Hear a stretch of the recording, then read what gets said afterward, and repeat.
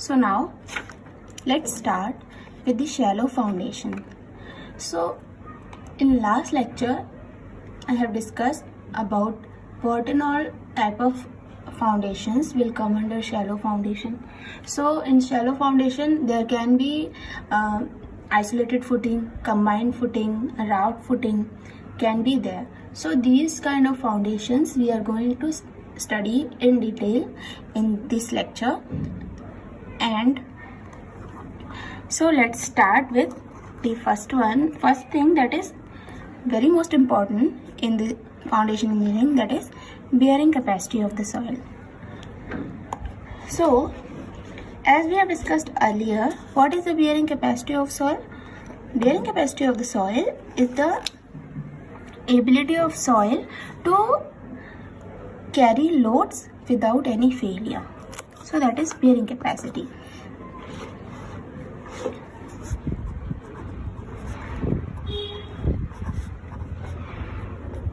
Carry loads without any failure. This is the capacity of soil, not the foundation. And then you should see,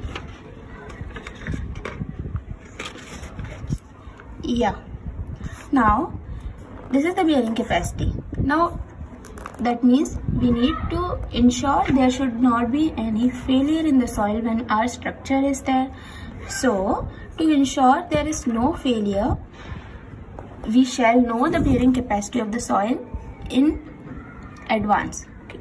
So for determining the bearing capacity, we have some methods. So those methods are, the very first is analytical method.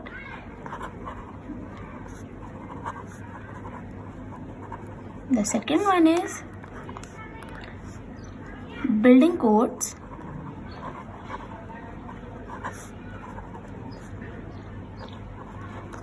The third one is field test methods.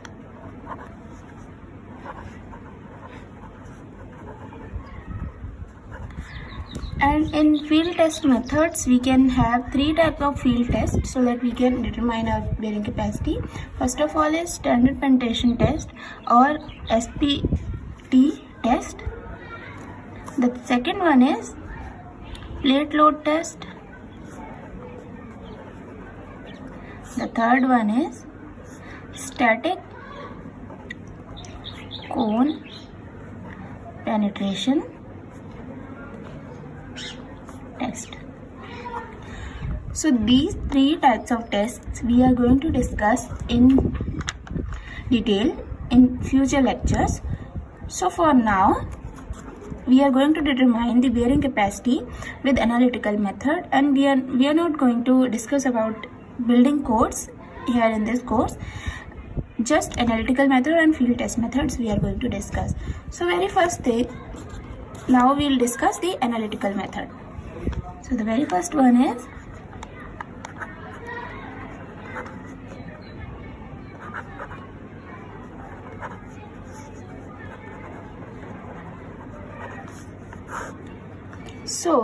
in analytical method, what are we going to see is this method is based on the shear failure criteria.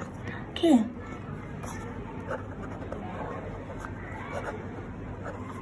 Whenever a soil is loaded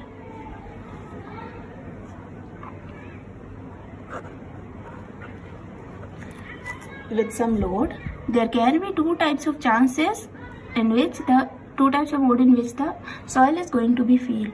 One is shear failure. Okay, in terms of shear soil can fail. Another one in terms of settlement it can fail. So this analytical method is based on the shear failure criteria. So in experimental investigations has indicated that when a footing fails due to some insufficient bearing capacity, then there will be some distinct kind of failure patterns will be developed, and depending on these failure patterns we have categorized the modes of failure, and those are, first is general shear failure,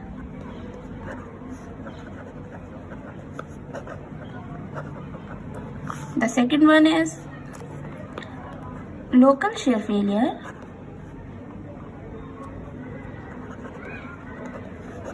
and the third one is punching shear failure.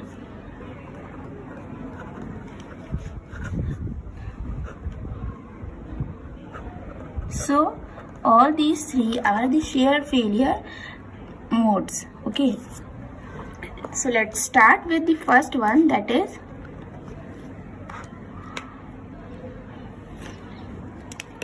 general shear failure. I am writing it in short. Now let's start with general shear failure. So this is overall presentation of a general shear failure. What will happen in general shear failure is a continuous failure surface will develop from the edge of the footing to the ground surface, and when the pressure approaches to the ultimate bearing capacity, at that time what will happen, state of plastic equilibrium will start developing. Okay, and then what will happen, initially the state of plastic equilibrium will reach in the soil around the edges of the footing, and then after that what will happen, the it will gradually spread downwards and outwards, and ultimately state of plastic equilibrium will be fully developed throughout the soil and above the failure plane. So here this is the failure plane, this is your footing column, this is the footing, and this is the failure plane, and that is well developed. So ultimately the state of plastic equilibrium will reach and it will fully develop gradually, and after that what will happen, this will become a failure plane that will be very well defined, and after that, yeah, we can see a considerable bulging above the ground surface, and that bulging will be due to the sheared mass due to this failure plane. So that sheared mass will be collected above, and around this column or around this footing we will be seeing our bulging of the soil.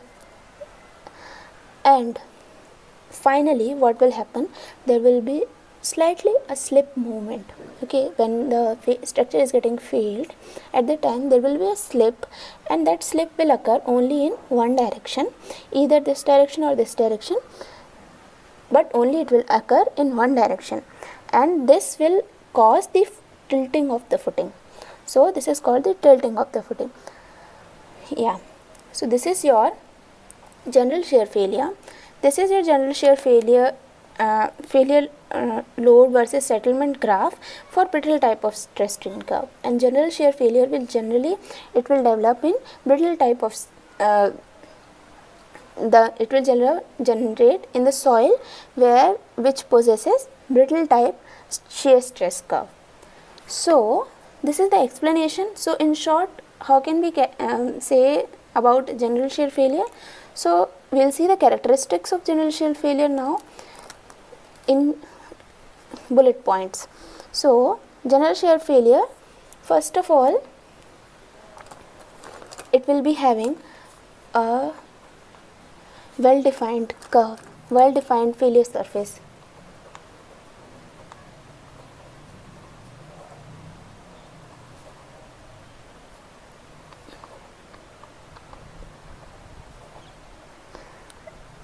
And this failure surface, see, it starts from here, it will reach till ground. Okay, reaching till ground. Then the second characteristics of it is there is considerable bulging of the sheared mass, and that too near the footing, adjacent to the footing. So bulging adjacent to footing. And next characteristics will be how we can say that there is a failure by tilting of footing. Finally, the footing will tilt. Okay, fourth one, what will be the next characteristic? The failure is sudden. So there will be a sudden failure.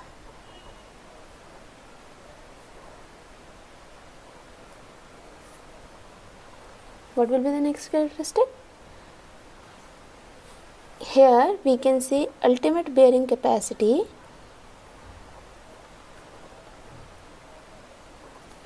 will be well defined.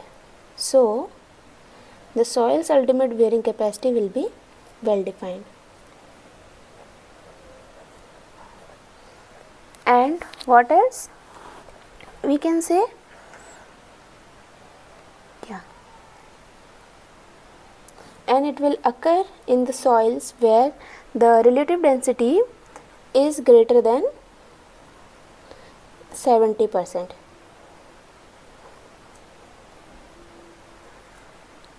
That means soil will be very dense or stiff soil,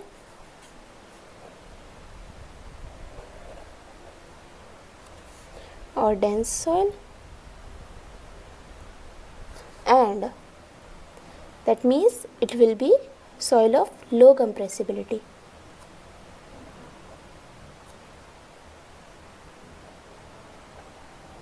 Okay, so this is the general shear failure in detail. Now we will go and we will see the next type of failure, that is local shear failure. So let's start with local shear failure. In local shear failure, what will happen? There will be a significant compression under this footing and the state of plastic equilibrium will be partially developed.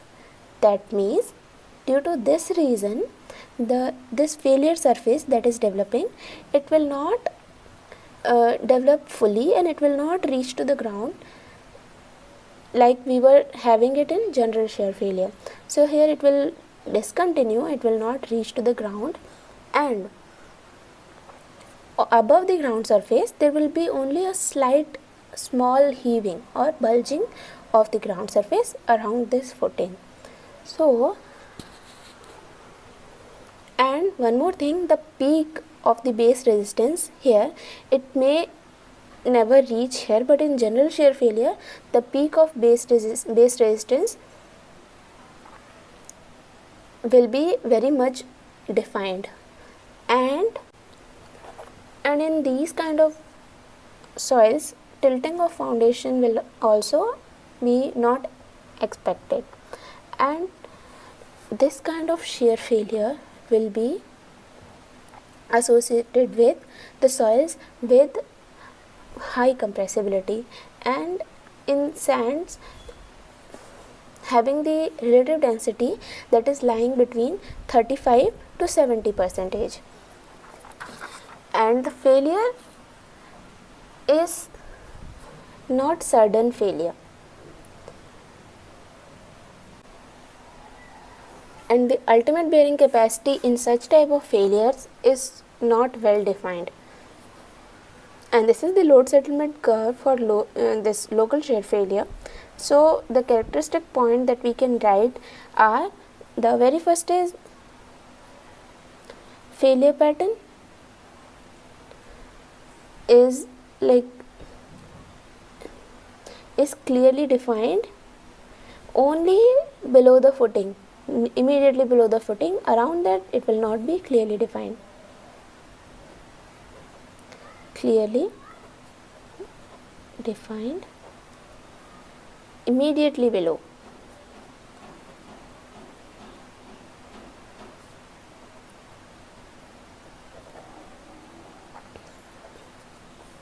The second one, what we can say is, the failure surface is not reaching the ground. FS is failure surface not reaching ground surface. The very third what we can say is there will be slight bulging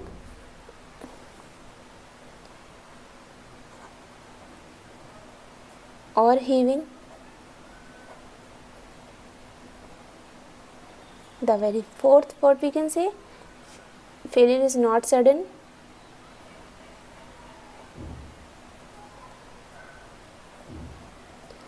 And no tilting. The next one what we can say, there will be very large settlement. That's why it is not acceptable in practice. So we should avoid it to some extent. We can do it.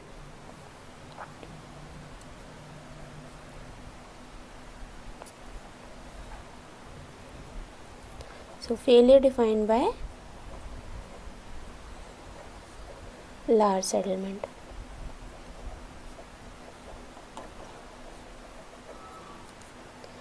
Sixth one is ultimate bearing capacity. I'm just writing in short, UBC, not well defined. So these are the characteristics of local shear failure. Now let's go to the punching shear failure. So in punching shear failure, what will happen? It occurs where there is relatively high compression of soil under the footing. And what will happen? What this type of shear failure will do? In this case, the shear there will be some shearing in the vertical direction, that means vertically to the footing and around the edges of the footing. So here I have shown you the shearing. So there will be that shearing of the footing, and footing will settle down, and it may occur in relatively loose sands with relative density, that is, here what one more point in local shear failure, that relative density is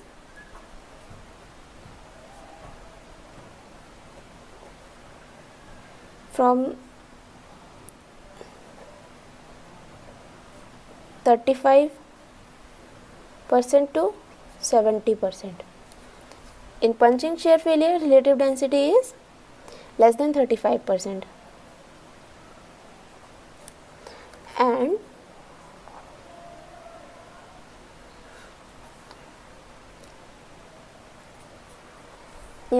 so what the characteristics we can say about this punching shear failure is, pattern is not observed. That shear pattern, failure pattern is not observed on the ground. We can't say here anything that which kind of shear failure is there from seeing the ground surface. Okay, so no failure pattern.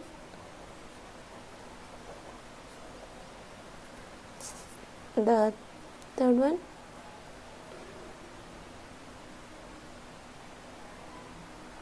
no bulging,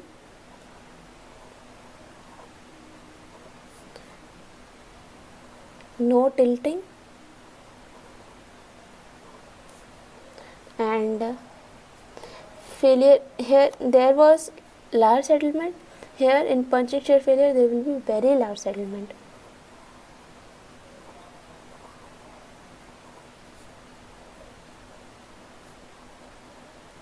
And ultimate bearing capacity is not well defined here also.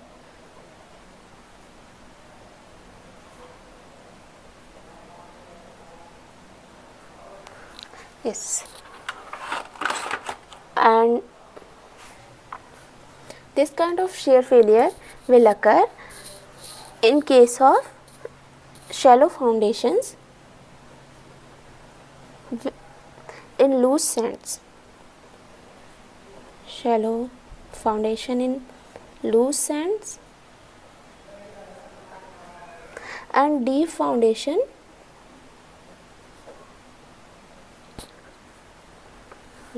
So punching shear failure will occur in shallow foundation, that will be in loose sand, and in deep foundations.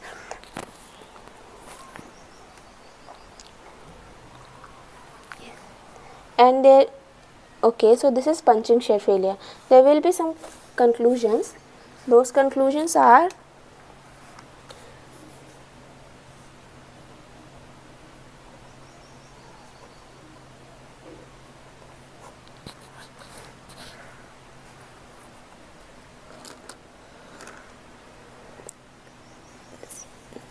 it is that deep foundation will always have punching shear failure,